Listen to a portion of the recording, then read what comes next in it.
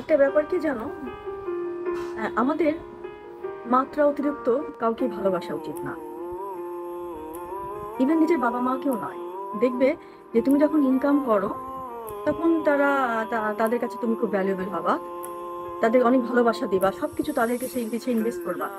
লাইফে এমন পর্যায়ে আসতেও পারে যে তুমি মানে ডাউন হয়ে গেলা, তোমার চাকরি থাকলো না, তোমার ব্যবসা থাকলো না।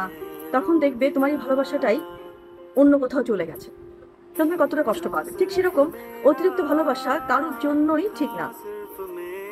সেটেল ম্যারেজ দেখবা যে অনেক অনেক লাস্টিং হয়। এভাবে সেটেল ম্যারেজে ভালোবাসা থাকে না। ওখানে কি হয় যে গিভ অ্যান্ড টেকের ব্যাপার থাকে। যেমন ধরেন যে তুমি আমাকে ভালো করে খাওয়া দাওয়া, ভরণ পোষণ, খাওয়া দাওয়া দিবে, এর বিনিময়ে তুমি তোমার সংসার দেখবো, তোমার বাচ্চা কাচ্চা পালবো। ইভেন দেখেন ওরা কিন্তু সেটেল ম্যারেজে কিন্তু হাজবেন্ড মারা যাবে এই ভেবে তারা কিন্তু অ্যাসিড করে, যে শরীর ভালো না, হয়তো আজও কালো মরে যাবে, আমার বাচ্চাদের কি হবে, অ্যাসিড করে। কিন্তু লাভ ম্যারেজ এটা হয় না, কিংবা যারা ভালোবাসে তাদের ক্ষেত্রে এটা হয় না। আমার কিছু থাকুক না, তা না থাকুক, আমি কিন্তু আমার হাজবেন্ডকে বাঁচাবো, বা আমি যাকে ভালোবাসি তাকে বাঁচাবো। পরের ব্যাপার পরে, সে মরবে কেন আগে তাই থিঙ্কিং করবে, সে মরবে কেন, সে মরতে পারে না। কিন্তু ওই ক্ষেত্রে কি হয়, তো অতিরিক্ত ভালোবাসা কারোর ক্ষেত্রে কখনোই ঠিক না। মাত্রা অতিরিক্ত ভালোবাসা কাউকেই দিবেন না, এতে নিজে ভালো থাকতে পারবেন।